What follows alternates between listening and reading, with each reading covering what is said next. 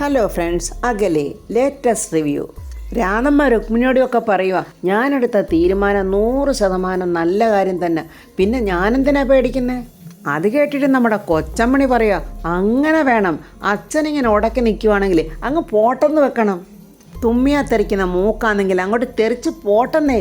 പ്രിയ പറയുക, കല്യാണം നമുക്ക് നല്ല ഗംഭീരമായിട്ട് നടത്തണം. അതൊക്കെ കേട്ടിട്ട് രമ്യ പറയുക, രാജു എങ്ങനെങ്കിലും കല്യാണപ്പന്തലിൽ എത്തിയാൽ മതിയായിരുന്നു, പിന്നെ നമുക്ക് പേടിക്കേണ്ട കാര്യമില്ലല്ലോ. ജയൻ്റെ അഭിപ്രായം ജയൻ അവിടെ നിന്ന് പറയുക, എൻ്റെ അളിയനെ പോലെ ഇങ്ങനെ യാതൊരു വികാരവും പ്രണയമൊന്നും ഇല്ലാത്ത ഒരു അത്ഭുത ജീവിയെ ഞാൻ ആദ്യമായിട്ട് കാണുക. പ്രായമായ പെൺപിള്ളാരെ പ്രേമിക്കാത്ത ആൺപിള്ളാരുണ്ടോ? സുന്ദരികളായ 2 മണിയനീച്ചുകൾ ഇങ്ങനെ മൂളി മൂളി അളിയൻ്റെ പുറകിന് നടന്നിട്ടും ഈ അളിയന് യാതൊരു വികാരവും ഇല്ല, ആരോടും ഒരു പ്രേമവും ഇല്ല. എന്തൊരു മനുഷ്യനായത്! ഈ ഞാനോ മറ്റോ ആയിരുന്നെങ്കിൽ എന്നിങ്ങനെ ജയൻ പറഞ്ഞപ്പോൾ പെട്ടെന്ന് പ്രിയ ഒരു നോട്ടം. അല്ല പ്രിയെ, അവരെ ശാസിച്ച് ഞാനങ്ങ് പറഞ്ഞു വിടുമായിരുന്നു. രുക്മിണി പറയുക, നമ്മുടെ എതിർകക്ഷിയെ ഒരു മിനിസ്റ്ററാ, അതുകൊണ്ട് നമ്മൾ സൂക്ഷിച്ചോണം. വർമ്മ സാറിനെയും ഋതികയും മറികടത്തി വേണം നമുക്ക് ഈ കല്യാണം നടത്താൻ. രാധമ്മ പറയുക. രുക്മിണി ഉടനെ പറയുക, രാജു തിരിയാതിരുന്നാൽ മാത്രം മതി, ബാക്കി കാര്യമൊക്കെ ഞാൻ ഏറ്റെന്നേ. രാധമ്മയ്ക്കാണെങ്കിൽ അങ്ങ് ഓവർ കോൺഫിഡൻസ് ആണ്. രാധമ്മ തട്ടി വിടുക, രാജു എൻ്റെ മകന്, എന്തൊക്കെയായാലും ഞാൻ പറയുന്നതേ അവൻ കേൾക്കത്തുള്ളൂ. എത്ര എളുപ്പമാണ് രാധമ്മയുടെ ഒരു മാറ്റം നോക്കിക്ക്. ഋതിക മോളേനെ തികച്ചും വിളിക്കാത്ത രാധമ്മ ഇപ്പോൾ ഋതികയെന്നൊക്കെ പറഞ്ഞുകൊണ്ടിരിക്കുന്നത്.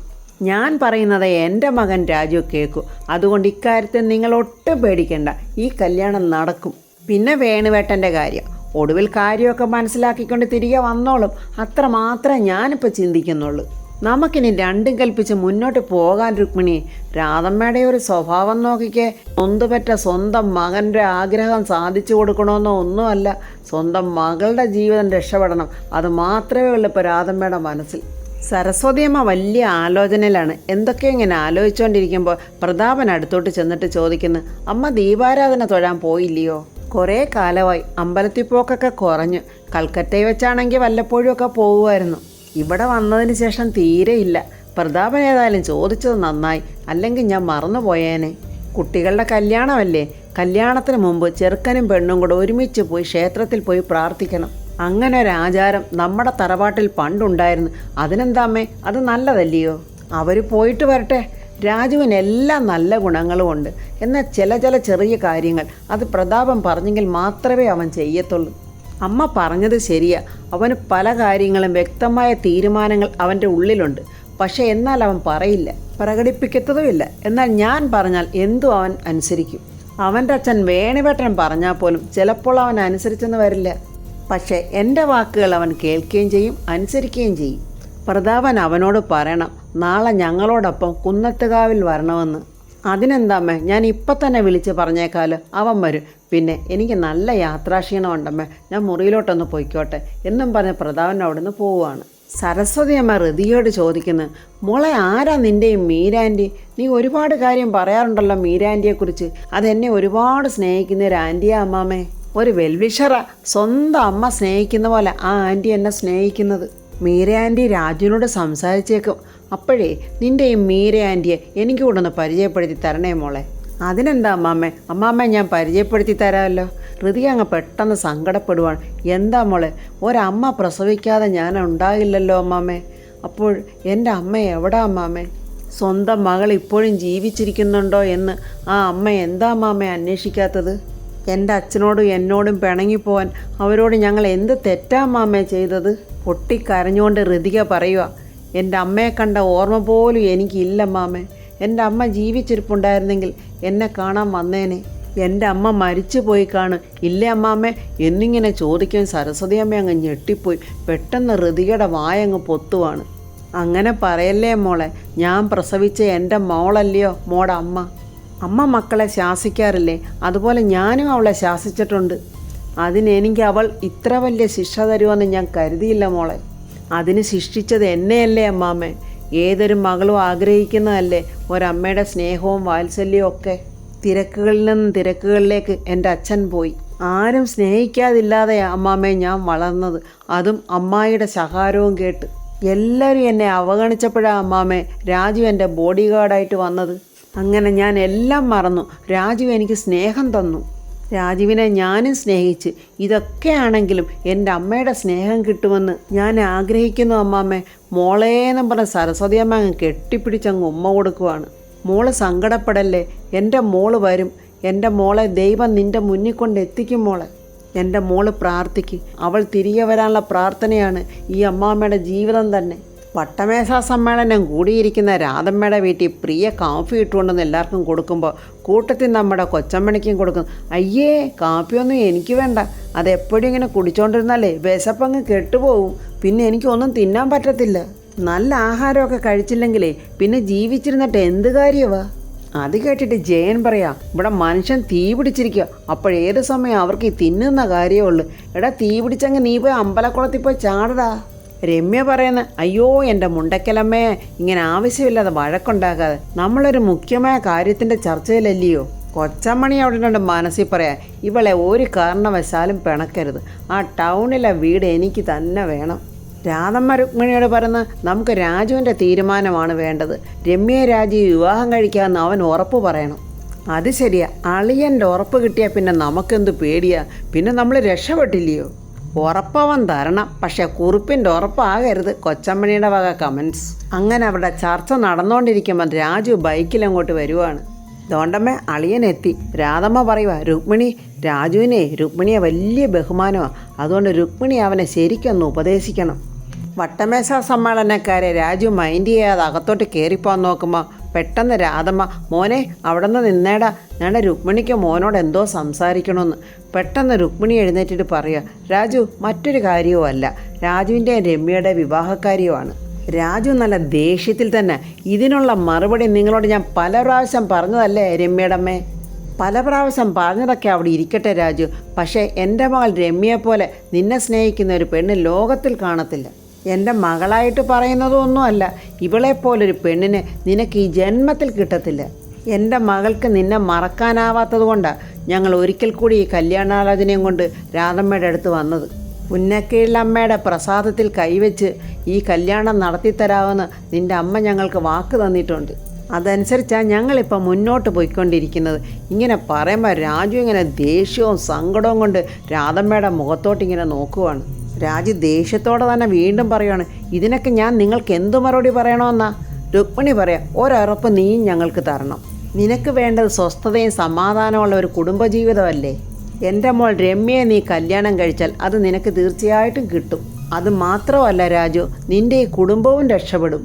ഹരീഷിനെയും ശ്രീലക്ഷ്മിയെയും എൻ്റെ മകനും മരുമകളുമായിട്ട് ഞാൻ അംഗീകരിക്കുകയും ചെയ്യും. അവർക്ക് കൊടുക്കാനുള്ള ഷെയറും ഞാൻ എല്ലാം കൊടുക്കും. അത് മാത്രമല്ല, ബാക്കിയുള്ള ഞങ്ങളുടെ സകല സ്വത്തുക്കളുടെ അവകാശി രമ്യയല്ലേ? കൊച്ചമ്മണി അത് കേട്ടിട്ട് പറയുക, എൻ്റെ പൊന്നുമോനെ, അത് മുഴുക്കെ എഴുതി അങ്ങോട്ട് മേടിച്ചിട്ട് ആഘോഷപൂർവ്വം നല്ല ഫുഡൊക്കെ അടിച്ച് നല്ല അടിച്ച് പൊളിച്ചങ്ങോട്ട് ജീവിക്കും മോനെ. അയ്യോ എൻ്റെ അമ്മേ, നിങ്ങൾ ഇടയ്ക്ക് കയറി ഇങ്ങനെ വളവളാന്ന് പറഞ്ഞ് കാര്യങ്ങളൊക്കെ ചളവാക്കല്ലേ അമ്മേ, ജയൻ പറയുക. അവരളിയനെ ബ്രെയിൻ വാഷ് ചെയ്തുകൊണ്ടിരിക്കുമല്ലയോ. അയ്യോ, നിങ്ങൾ രണ്ടുപേരും ഒന്ന് സംസാരിക്കാതിരിക്കുക. രുക്മിണി ആൻറ്റി രാജുവിനോടൊന്ന് സംസാരിച്ചോട്ടെ. രാജു അതുകൊണ്ട് നല്ല ഉറച്ച ഒരു തീരുമാനം എടുത്ത് ഇപ്പം തന്നെ എന്നോട് പറയണം. രാജു ഒന്നും മിണ്ടാതെ നിൽക്കുന്ന കണ്ടുകൊണ്ട് രമ്യ പറയുക, നമുക്ക് സന്തോഷത്തോടെ ജീവിക്കാൻ രാജു. കൊച്ചമ്മണിക്ക് അത് കണ്ടപ്പോൾ അങ്ങ് സന്തോഷം. ഓ, എന്ത് തങ്കപ്പെട്ട ഒരു കൊച്ചാന്ന് നോക്കിക്കേ, അത് എത്ര ആത്മാർത്ഥതയുള്ള സ്നേഹമാണെന്ന് നോക്കിക്കേ, നീയൊക്കെ അത് കണ്ടു പഠിക്കട എന്ന് ജയനോട് പറയുക. രാജുവിൻ്റെ അടുത്തോട്ട് രമ്യ ചെന്നിട്ട് പറയുക, സമ്മതിച്ചെന്ന് പറ രാജു. ആ കറക്റ്റ് ടൈമിന് തന്നെ ദാണ്ട വന്നു നമ്മുടെ വേണുവേട്ടൻ വന്നിട്ട് ചോദിക്കുക, ഇവിടെ എന്താ പഞ്ചായത്ത് കമ്മിറ്റിയോ? രാധമ്മ ഉടനെ കൊച്ചമ്മണിയെ വിളിച്ചുകൊണ്ട് അകത്തോട്ട് കയറിപ്പോന്നു. രമ്യ രുക്മിണിയോട് പറയുന്നു, ബാമ്മേ നമുക്കും പോകാം, ഇനി ഇവിടെ നിന്നാൽ ആപത്ത എന്ന് പറഞ്ഞ് അവരും പോകുന്നുണ്ട്. ജയനോട് നമ്മുടെ വേണുവേട്ടൻ ചോദിക്കുന്നു, നീയാണോടാ ഇവിടുത്തെ കലാപരിപാടികളുടെ കമ്മിറ്റി മെമ്പർ?